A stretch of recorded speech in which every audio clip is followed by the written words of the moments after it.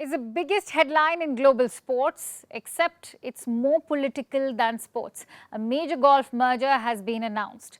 Three parties are involved: PGA Tour, which looks after golf in North America, DP Tour, which handles the European leg, and LIV Golf, which is a breakaway league funded by Saudi Arabia. It's hard to explain how big this is, so to make it easier, let's understand the basics. PGA Tour was the top dog in golf. They organized most of the big events. They also had contracts with all major golfers. But one important side note: PGA is not a commercial entity. It is a non-profit organization.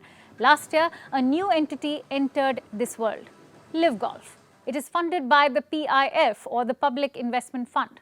The PIF is Saudi Arabia's sovereign fund, so deep pockets. In 2022, they offered lucrative contracts to PGA golfers. We're talking millions of dollars. A lot of them left PGA and began playing for LIV Golf, like Dustin Johnson, Cameron Smith, and Phil Mickelson. But as always, the empire struck back. PGA sued players who violated their contract.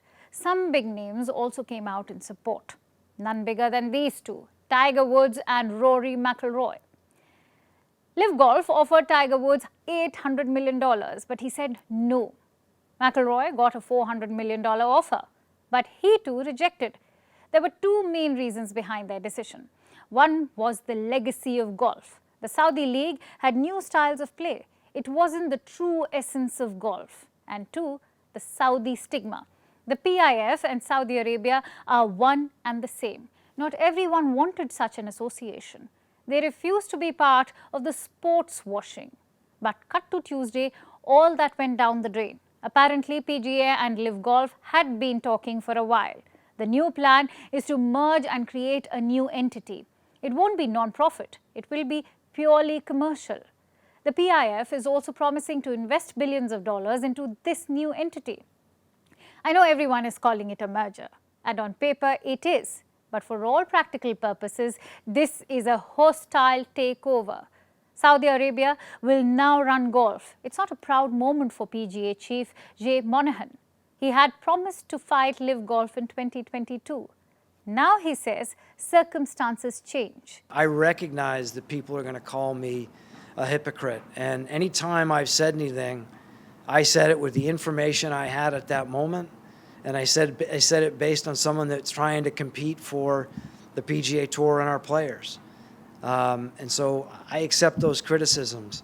But circumstances do change, and I think that, in looking at the big picture and looking at it this way, that's what got us to this point. PGA says the merger will end divisions, but the opposite is happening. Some golfers have come out in open criticism.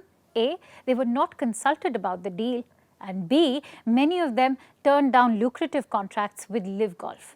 They did so to protect PGA, the same PGA which has now betrayed them. So what happens next? All legal cases between PGA and LIV Golf will end. Logical, since they have merged. Also, players who joined LIV Golf can go back to PGA Tours. So no more LIV golfers and PGA golfers. Everyone can play everywhere. I know it's a bit technical if you don't follow golf, but like I said, this is also about politics. Saudi Arabia is not a golfing country. It's not like they are emotionally invested in the sport. This is pure sports washing. Saudi Arabia is using its money to take over golf. You may ask, why golf? Because the sport was struggling for relevance. Viewership was down, prize money and advertising was down. So Saudi Arabia's petrodollars were too good to refuse. But don't think it's only golf. Saudi Arabia's PIF has bought 75% stake in 4 national clubs. They are planning to splurge. Cristiano Ronaldo already plays there. Karim Benzema joined this week. And rumor is Lionel Messi could be next. Saudi Arabia's plan is to use sports to hide the bad stuff. Things like human rights abuses or their treatment of women. Experts call this strategy sports washing. It has led to backlash from rights organizations and activists. Even the golf merger has been criticized.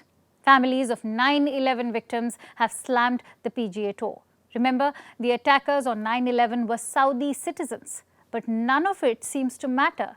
not the rebellion by players, not the criticism by fans, not the backlash from rights organizations. All that matters is the money. I guess PGA chief Jay Monahan had refused even a meeting with LIV Golf. But now he's effectively sold out to Riyadh. Don't ignore this story because it's boring old golf, because it could be your favorite sport next.